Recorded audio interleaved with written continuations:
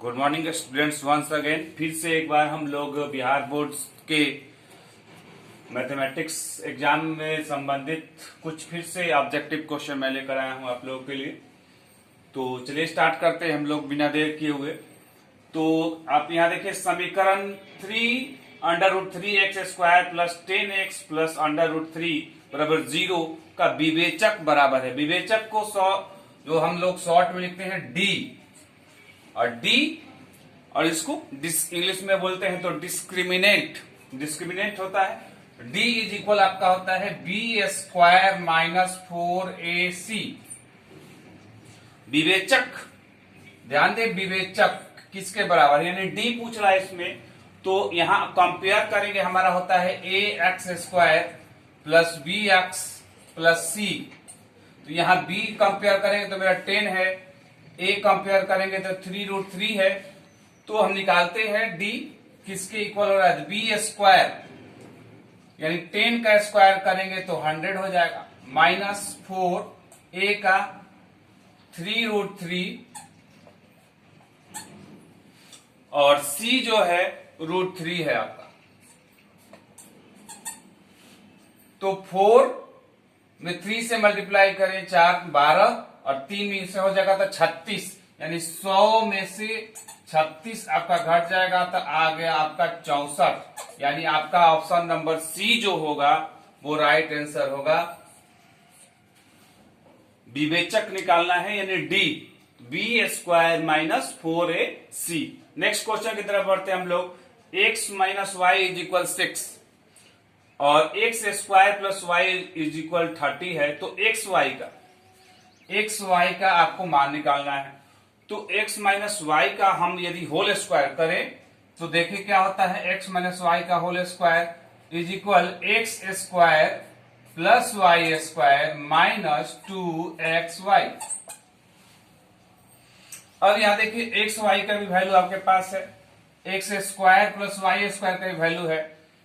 तो यहां value put कर दे, x माइनस वाई का whole square 36 equal x² y² का आपका है 30 और minus 2xy।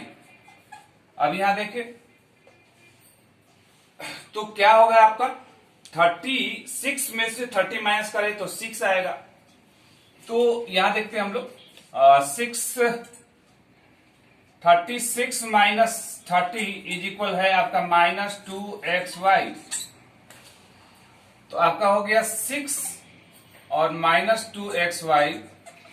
Therefore xy is equal 6 by minus 2 हो जाएगा, यानी माइनस 2 ऊपर रख लेते हैं तो रिजल्ट हो गया हमारा -3, यानी हमारा डी नंबर जो ऑप्शन होगा वो राइट आंसर होगा सेकेंड नंबर क्वेश्चन का। अब आते हैं थर्ड नंबर क्वेश्चन की तरफ। यदि समानांतर श्रेणी, जिसको हम लोग इंग्लिश में बोलते हैं तो एपी अर्थमेटिक प्रोग्रेशन, समानांतर श्रेणी अर्थमेटिक प्रोग्रेशन में एनवा पद यानी टीएन इज इक्वल है आपका, देखिए टीएन इज इक्वल दिया है, एनवा पद मतलब nth टर्म, इंग्लिश में बोले तो nth term, TN is equal 5 minus 3n है।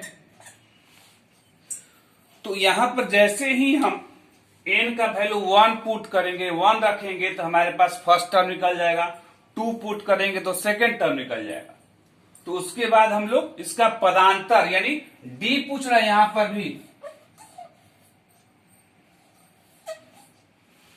पर भी d पूछ रहा है, तो d इज इक्वल होता है second term minus first term, दूसरा पद माइनस पहला पद। तो यहां पर आप पहले निकाल ले, फर्स्ट टर्म क्या होगा, फर्स्ट पहला पद यानी 1 रखेंगे तो 5 माइनस 3 गुने 1, तो आपका आ गया 2। सेकेंड पद निकालते हैं t2, तो 5 माइनस 6 इज इक्वल आ गया आपका -1। तो d निकाले, d is equal second term यानी दूसरा पद माइनस पहला पद, तो दूसरा पद है -1 और पहला पद है 2, तो माइनस करेंगे तो हमारा रिजल्ट आ गया -3, यानी इसका पदांतर जो हो गया -3 आ गया। तो हमारा आंसर हो जाएगा बी नंबर। चलिए नेक्स्ट क्वेश्चन की तरफ बढ़ते हैं हम लोग।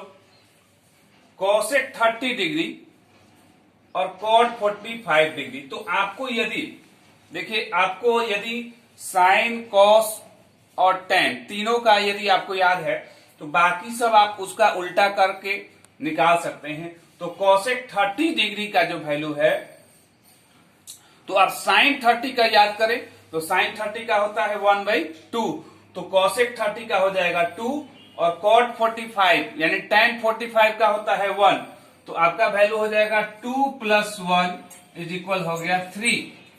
तो 3 देखिए इसमें कौन सा ऑप्शन है, तो आपका ऑप्शन है बी। तो अब लास्ट क्वेश्चन की तरफ बढ़ते हैं। अब यहां पर है 1 + cot square theta into sine square theta किसके बराबर है। तो आप फॉर्मूला याद करें, 1 + cot स्क्वायर थीटा किसके इक्वल होता है। आपका एक फॉर्मूला है cosec square theta minus cot square theta is equal 1। तो आप देखिए, कॉट को उस साइड लेके जाएंगे तो हो जाएगा plus cosec square theta is equal 1 + cot square theta. तो देखिए 1 + कॉट स्क्वायर थीटा किसके बराबर हो गया, कॉसेक स्क्वायर थीटा के।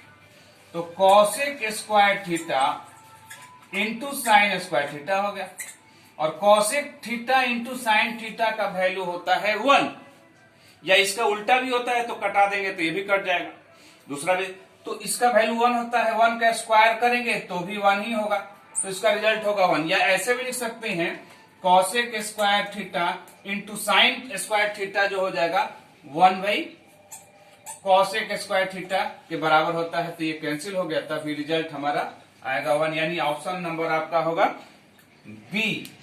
तो ये 5 क्वेश्चंस जो है ऑब्जेक्टिव टाइप के क्वेश्चन है, यानी इस तरह के जो भी आपके पास क्वेश्चंस आएंगे आप लोग इसको इजीली सॉल्व कर सकते हैं। फिर से मैं अगले पार्ट में और ऑब्जेक्टिव क्वेश्चन का ही सीरीज लेकर के आऊंगा। तो इस प्लीज चैनल को सब्सक्राइब करें और लाइक बटन को प्रेस करें। Thank you.